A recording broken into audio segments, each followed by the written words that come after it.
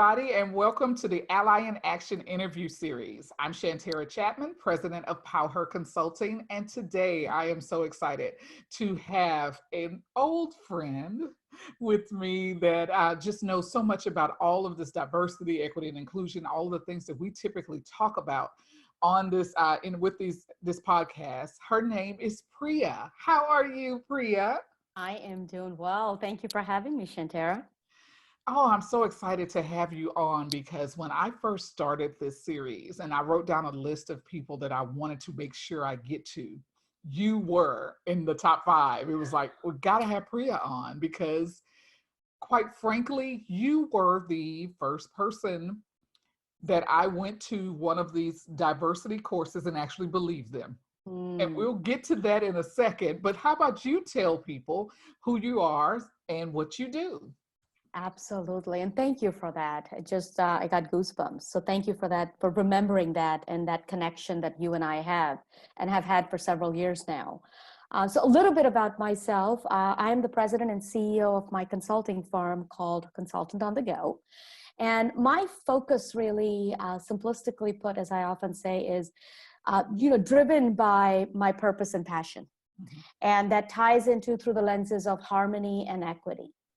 And so I do this work, as I often say, I practice this work because no one's perfect at it, through the lenses of seeking to understand and cultural competence. And I do this by incorporating principles of change management, leadership development, and really just human psychology on how can we bridge across differences. And I've been very privileged to have been able to do this work in the corporate world as well as now with my consulting practice for about 20 plus years.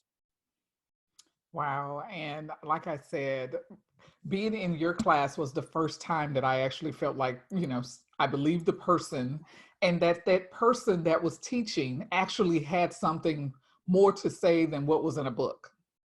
Mm. I remember you just being really knowledgeable about all aspects of culture, about all aspects of equity. So that had really changed what I thought of, and it still does change how I think about diversity trainings, equity, all of those things. You kind of help set that bar for me. So I really appreciate you in that way. Thank you. Thank you. So, as you know, this podcast is entitled the Ally in Action interview series. And so, what I'd like to start all discussions off with is asking the question: how do you define allyship? That's a big question. And I know it's a word that's been around, especially even more, I would say, in the last 12 months or so, right? We've been talking about being an ally. What does that mean? So let's unpack that a little bit. The way I look at who is an ally, what does allyship mean? It really just boils down to individuals that recognize that they have a certain leg up, or the word privilege, in a certain situation, in a certain environment. And they're willing to use that leg up or privilege to help others that may be marginalized, right? So we often look at this through the lenses of race or gender, for example.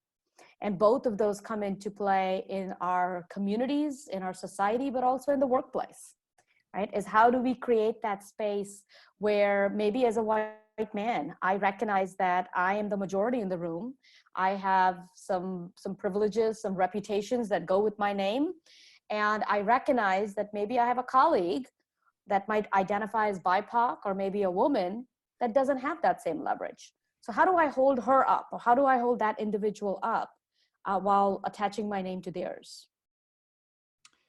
That's very good. I love that. I love that you put all of those different aspects in. A lot of times when I ask that question, people just say, "Oh, an ally is someone who just advocates." They use the word advocacy, which fine. That to me, that's a part of it. But there's Mm-hmm. also this understanding of what it takes to be an advocate, what it takes to support someone, and also to coexist and live together. So I feel like you have to have all of those pieces in order to say you're going to be an ally, and also know that that takes work. That's not something that you can just declare. Yeah, absolutely. Oh, and I think it's hard work. And the reason I say it's hard work, at least the way I look at it, is because being an ally doesn't mean I notice that an individual is part of a underrepresented or marginalized group. It's first, the hard work is acknowledging that I have a privilege or I have something that I didn't even know I had, right? Like suddenly I realize, whoa, wait, I actually have something that Shantera doesn't. How do I feel about that? Do I want to acknowledge it even to myself? Or do I just want to assume that we both got the same thing, but in reality, we may We not? didn't. Yeah. Yeah. And I tell people all the time, and before you can even go there, is you're asking yourself those questions that you just mentioned. Hey, I have something different, acknowledging it, and then also knowing that if you're saying that you're going to be an ally to someone, a group of people, whoever, there needs to be a trusted relationship there. You can't just drive up today and say, okay, I'm now the ally of LGBTQ, Black people, this, all of these, Asian Americans, all of these people, when you haven't had a relationship with them. How do you know how do you know how to advocate for them? How do you know how to support them? How do you know what they need? Do they want you? Yes, I think Because that's it's a two-way street, right? yes, no, and I love the way you said that. Do they want you? I think because that's where then we go into those biases and assumptions and stereotypes. Because what and I know you haven't asked this, but I want to make the connection, to your point. If you acknowledge and own your privilege, whatever that is, right? Because we all have certain privileges Mm-hmm. across all dimensions of diversity. It doesn't mean you just walk around going, I am now the savior. I am here to save you. I'm here to be your ally, right? We have to recognize that everybody doesn't need saving. Everybody doesn't need what we may have to offer because they could be just doing fine. And to your point, exactly, that's where we have to, if we claim to be an ally, we have to choose to ask, learn, and then act. Right? Because I've noticed sometimes allies will go, oh, just let me, Shantera, let me just help raise your voice.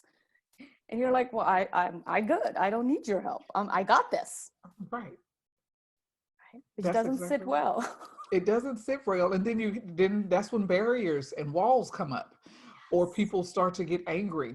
I was on a session just yesterday. I was teaching a class called Culture Catalyst, and we Mm. were talking about listening.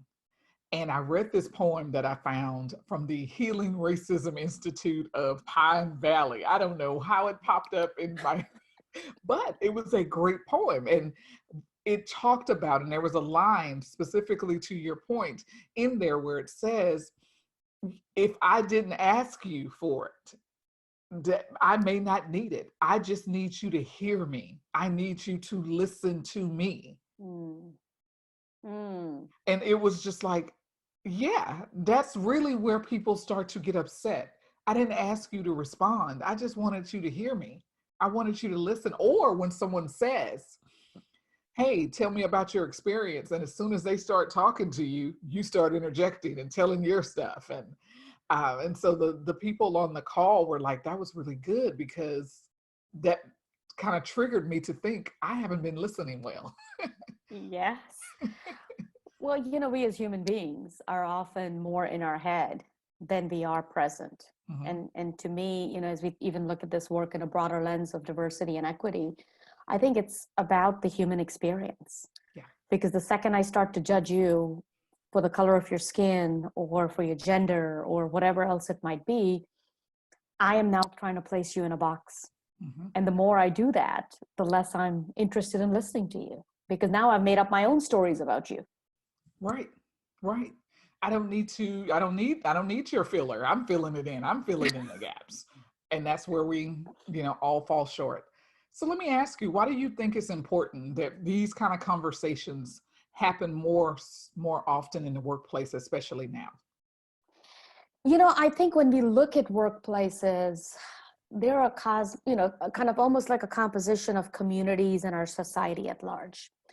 And if we historically go back and look at the impact of policy changes or practices that change in organizations, they have had a connection to changing policies across the country, right? So when we talk about whether it's maternity leave or we talk about wages or we talk, there's a trickle effect, right? If the Apples of the world or the Googles of the world are doing something and pushing for something, there's often an impact on legislative changes and laws that might get changed, right? And I realize it's a long process, but I think there's value in that. So to me, when I look at it organizationally, most organizations, even if they may not have visual diversity in the moment, have some form of diversity present in their environment, right?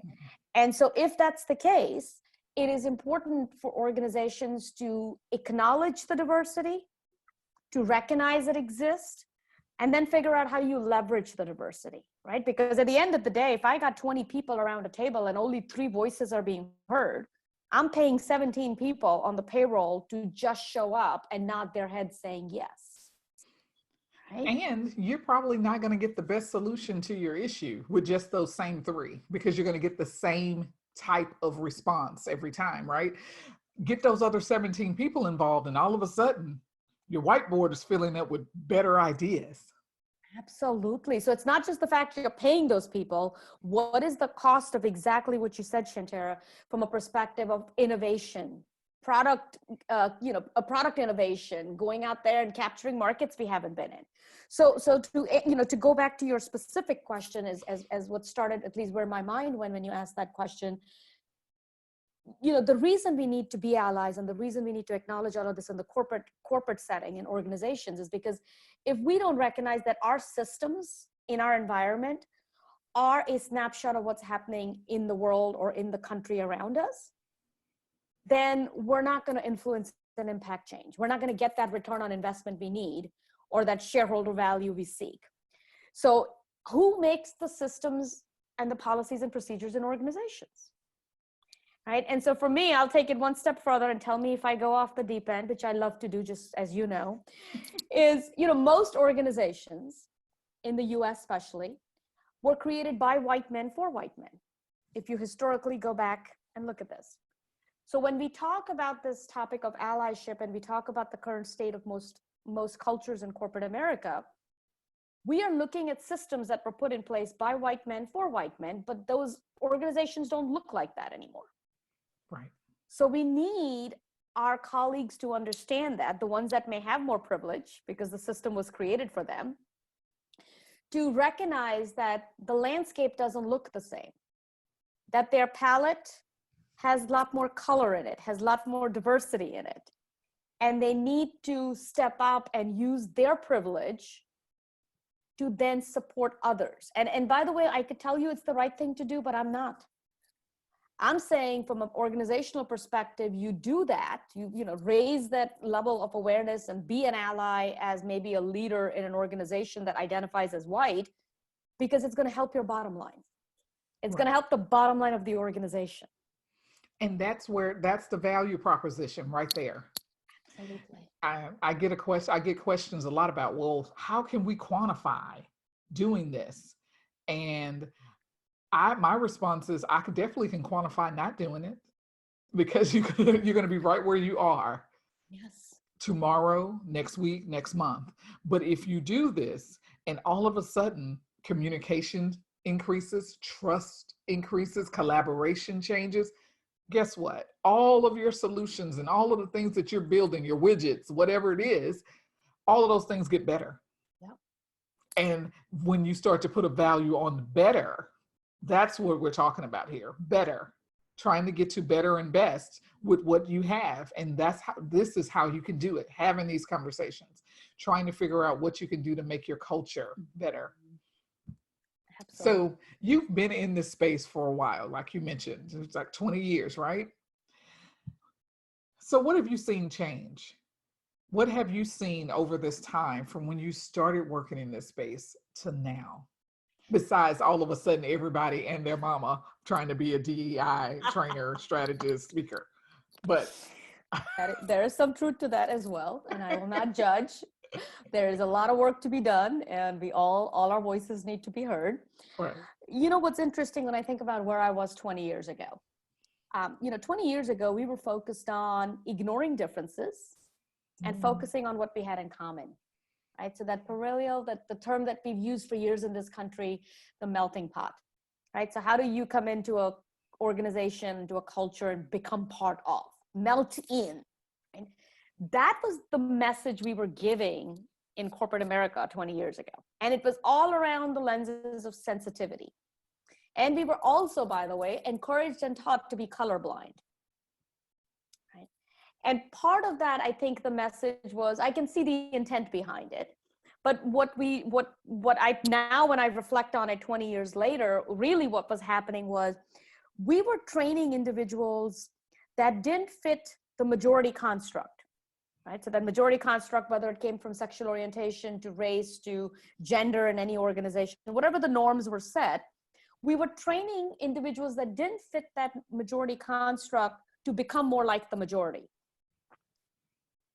Right? And so to your point earlier, going back to innovation and return on investment and all of that fun stuff, we were missing out on that. And we trained people to not rock the boat, to just go along to get along.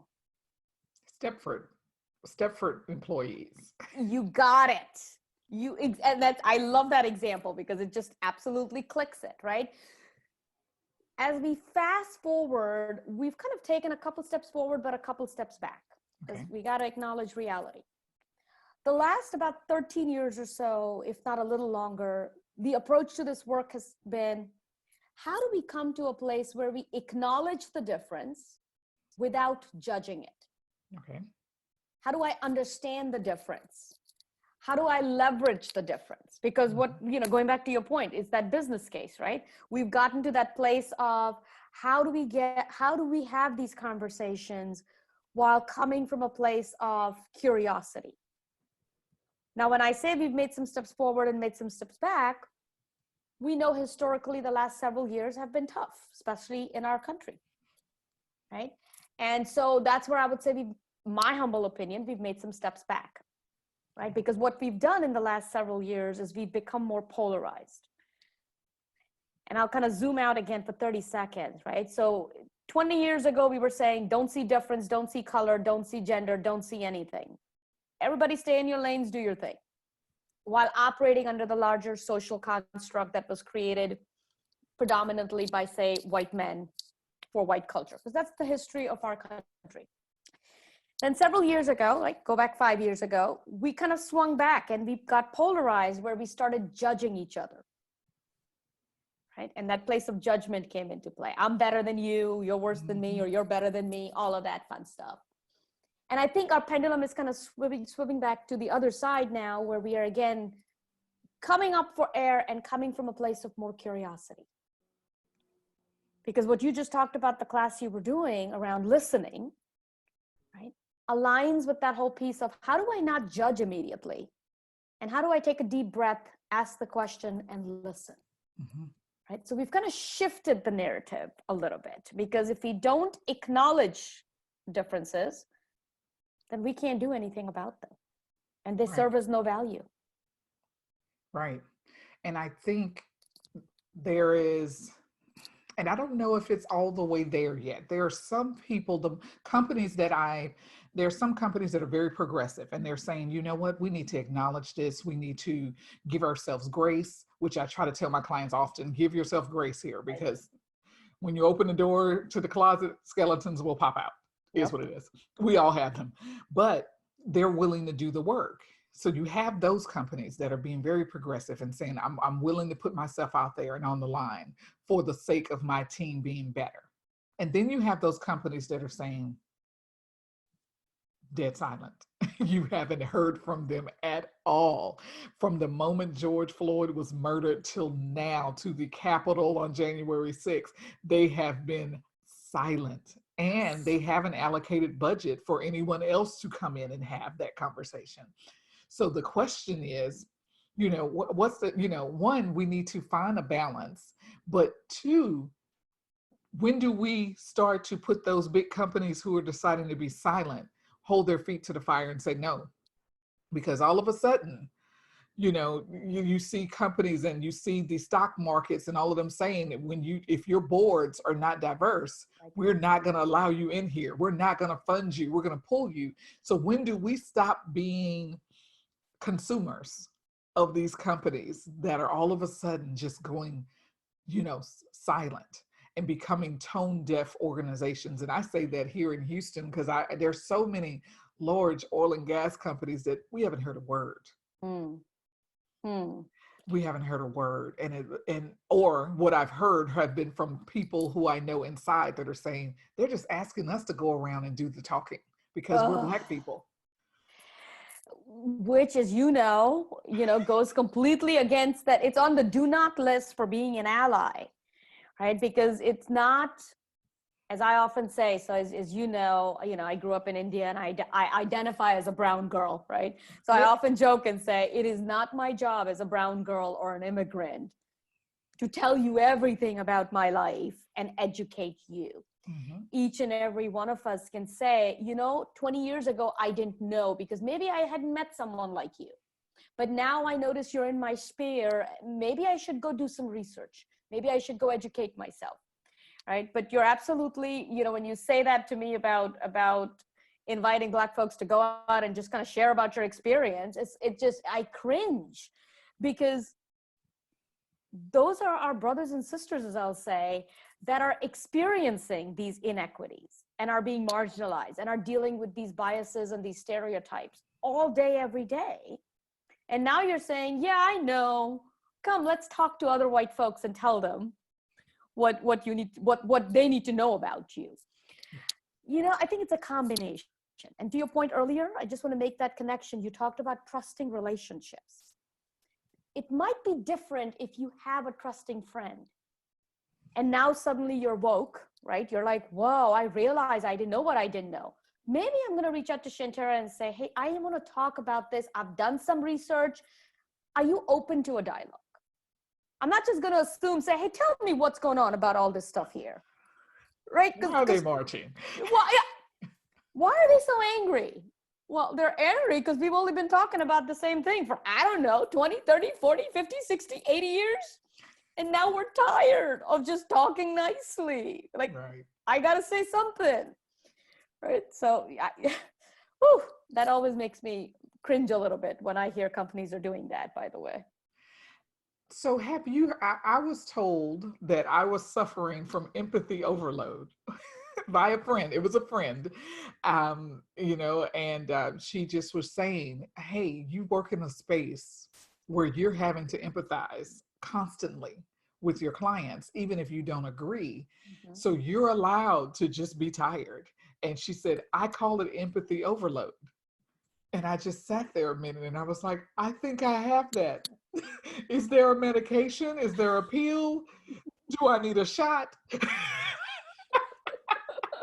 So how do you deal, because you've worked in this space, this, empathy overload, for lack of a better way of saying it. Do you have that, or how do you take it back to kind of a positive place when you walk out of a client's office, or you turn off the Zoom as we do these days?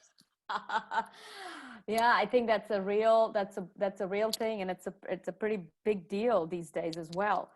So yes, I do have it. Let's just start, but let me acknowledge and accept what I have as a diagnosis as well. I'm Shantera Chatman, and I have empathy overload. There you go. And I'm Priya. I have empathy overload. So how do I deal with it? I'll be honest with you. Some days I deal with it better than others. Okay. Right? Because again, as you know, and you've heard me say before, I'm just as much a work in progress as anybody else, right? Mm-hmm. So I'm just as much of a human as having a human experience. So part of my, coping mechanism is, you're right, I'm on calls, I hear things that I just disagree with at my core, but I want to create an environment where people feel comfortable, they can share, and I want to help them through that journey. But then when I hang up, I kind of have to, I get up and I shake it off, as I often joke, right? Like, I just need to get that out of my system. But I think the other big piece of it, it ties into self-care, right? Like, and for each and every one of us, self-care looks different. Some of us like to take a bubble bath, some like to read a book, some like to go run. For me, it's a combination of, just checking out, as I often say, from the real world. So I love just sitting and watching reruns of sitcoms. Right. T? Oh, you do too. King of Queens. Yes. Will and Grace. The Golden Girls. Of course. Right. And again, it seems like, I had someone the other day say, why would you just, Schitt's Creek, I don't know if you watch that, but I've watched that 5 times since last year, because it just allows me to laugh and just have things be light. Senseless, senseless laughter. You That's, need it. you do, right? And part of it, to kind of add to what you asked about how do you keep it going, I look at my role as being a person that kind of comes in and starts to plant seeds. So I joke about it. I'm like Johnny Appleseed, right? As we get into sessions, as we're having interactions with clients, we are planting seeds. And in some ways, they're doing the same thing because they bring up their perspectives, which is also planting seeds, right? So we have to decide, what are we going to weed and what are we going to let grow? And to me, that's the piece about the empathy overload, right? Because you're taking their seeds as well. And you're like, whoa, am I holding on to this or am I letting it go? Mm-hmm. But what keeps me going is really that mindset, as what I'll call it, that says, if you have 20 individuals in a room, you're doing a session with a client, even if 1 or 2 people take something that you said and they go do something differently, and they use their privilege or their sphere of influence, they show up as an ally, they show up as an advocate for someone that may need it.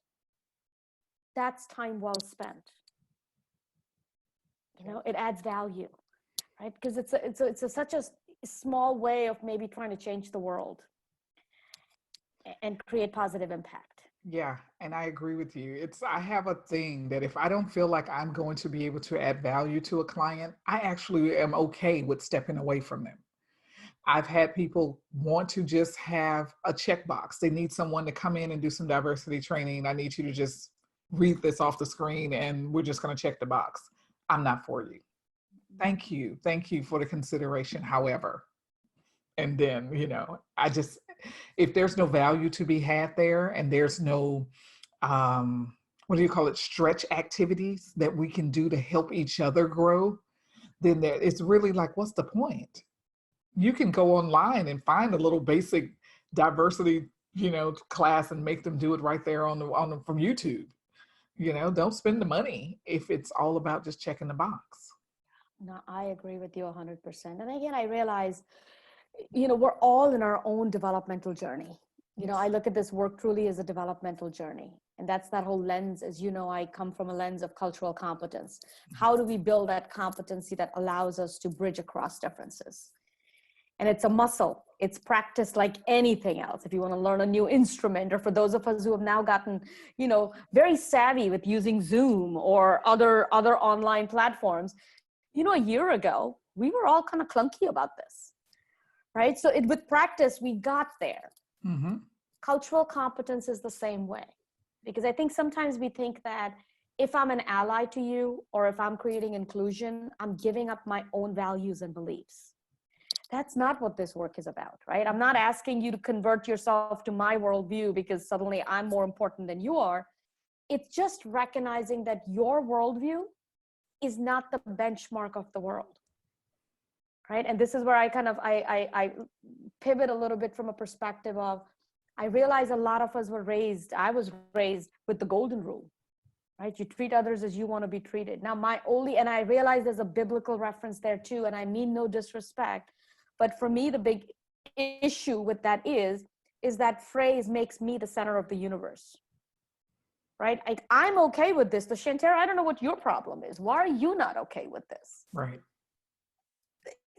That's flawed, because you are you and I am me. And there are these 2 amazing guys that went out and kind of, tracked and came up with this concept of the platinum rule. And the platinum rule simplistically says is you treat others the way they want to be treated, which is exactly what you started with, right? That whole listening, empathy, asking, meeting people where they are. That's the ultimate goal to me as we think about this whole concept of being an ally and being part of this journey. I don't want to call it a fight. I want to call it a journey. Mm-hmm. That we're going to get to. There's a destination at play, right? That we need to do. Yeah. Wow. I mean, funny how time flies when you're having fun, because we have we have kind of made it to the end of our conversation, but I want to take this time to just ask you one thing. Did we miss anything? Did we miss anything that you feel like needs to be said? You know, the only thing I would say, tying it back to truly being an ally, right? It's recognizing where you are taking on the struggle that is not your own, and you are really transferring in some ways the benefit of your privilege to those that may not have it. Because I think sometimes we feel like being an ally just means showing up and talking over someone, or, as we said earlier, assuming something. I think that's a critical distinction. And recognizing that we ourselves as allies may need to own our own stuff and what we don't know, Right. you know. And as you were just telling that story, I think about a story that I share a lot of Marilyn Monroe and Ella Fitzgerald. Have you heard that story?